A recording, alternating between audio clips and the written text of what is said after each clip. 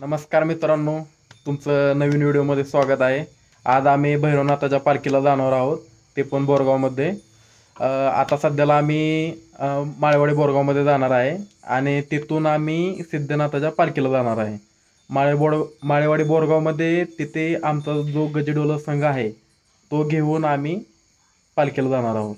आणि तिथं कार्यक्रम कसा होणार आहे आणि तिथं काय काय अजून नवीन काय होणार आहे ते आम्ही तुम्हाला या व्हिडिओमध्ये दाखवणार आहे. तर तुम्ही शेवटपर्यंत या व्हिडिओमध्ये पाहत राहा. गणेश, तुला काय बोलायचं अजून? आता जर पहिल्यांदा आम्ही जाणार माळेवाडी बोरगावमध्ये, आमचा पहिल्यांदा संघ घेणार आणि नंतर आम्ही बोरगाव येथे जाऊन तेथील देवाची कालभैरवाची आरती करून आम्ही आमच्या कार्यक्रमाला सुरुवात करणार. विषय नाही, मग भेटूया आपण तिथंच. मग दणक्याबाद नसता गजडोलाचा कार्यक्रम शेवट ते पण शेवट म्हणजे पहिल्यांदा कसं, आता देवाची आरती झाली की लगे मग आरती झाल्यानंतर लगे पालखी निघत, पालखीची प्रदक्षिणा झाली की लगे मग गजडोलाचा प्रत्येक जेवढे गावातले म्हणजे गजडोल येतील सगळेजण आपापले 2-2 गाया खेळतील. तर आपला सुद्धा गजडोल होणार आहे. तर त्यामुळे तुम्ही पण शेवटपर्यंत बघायला विसरू नका. आपण तिथं भेटूया आता कुठे, माळेवाडी बोरगावमध्ये. तिथून आपण पुढे जाणार आहे. चालतंय मग गणेश, जायचं ना आता आपल्याला? होय होय, आता माळेवाडी बोरगावमध्ये. चला मग भेटू तिथं, चला.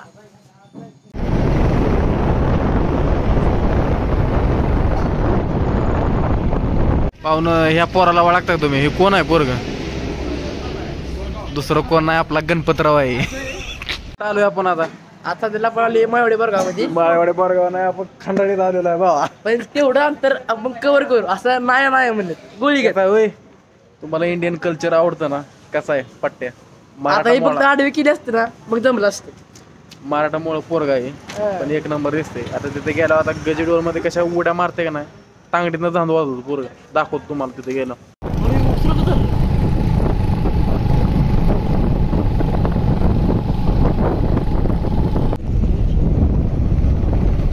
आज फायनली मंदिरामध्ये आलेलो आहे. आम्ही डायरेक्ट माळेवाडी बोरगावमध्ये न जाता आम्ही डायरेक्ट मंदिरामध्ये आलेलो आहे.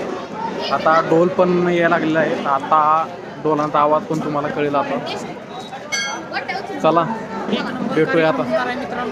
हा, विषय नाही. आता हे आमचा शुभम पांढरे नवीन ढोले आहे आपल्या माळेवाडी बोरगावचा. तुम्हाला याची झलक तुम्हाला दाखवतो म्हणजे कसं होतं बारशेमध्ये बरं का, असंच नाही. चालतंय, ठेवू का मग आता?